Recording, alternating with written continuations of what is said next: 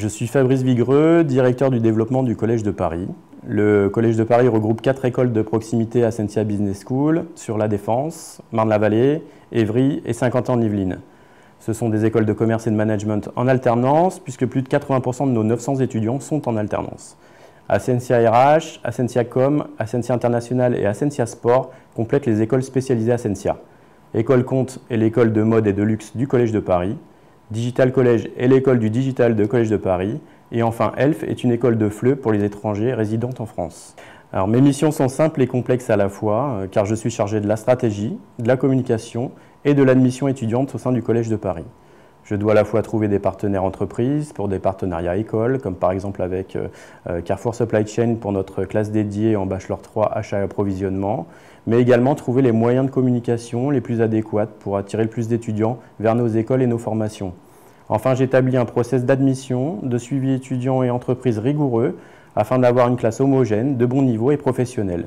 Cela fonctionne plutôt bien car nous figurons dans les meilleurs classements type Le Parisien étudiant, Eduniversal ou encore l'Étudiant. Les enjeux sont énormes puisqu'il en va de la croissance ou non de nos écoles. Les établissements d'enseignement supérieur privés ne peuvent plus se contenter du bouche à oreille et de divers salons étudiants. La concurrence étant effectivement de plus en plus féroce, le ROI est par conséquent de plus en plus important pour les écoles et leur budget limité. Nous devons également nous ouvrir au monde digital qui s'offre à nous, mais aussi nous adapter aux étudiants de cette génération dite Z et à leurs habitudes de consommateurs.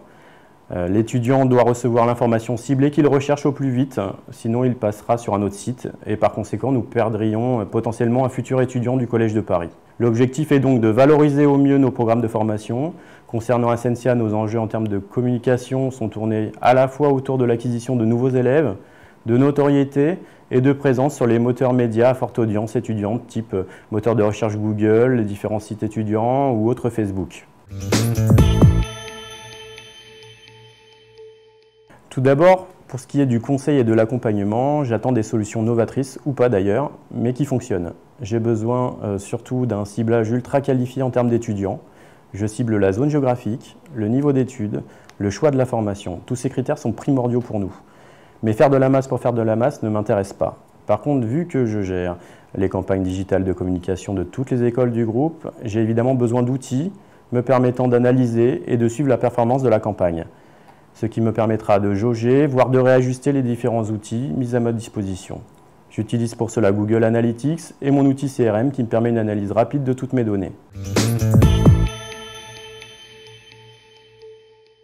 Solocal, c'est une entité qui bénéficie de la force de ces sites dits de proximité, tels Page Jaune, Mappy ou Eureka, associés au pouvoir d'attraction de Google et de ses liens sponsorisés.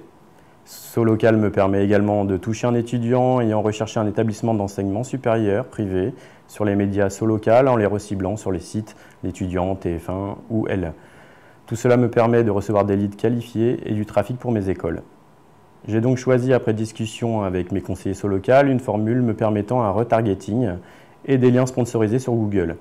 Cela m'a permis d'avoir une croissance de visiteurs uniques de 10% sur mes différents sites internet, avec 123% de pages vues supplémentaires en un an. Un taux de rebond très faible, aux alentours de 11%, ce qui a donc généré un plus grand nombre de leads qualifiés à hauteur d'environ 12%.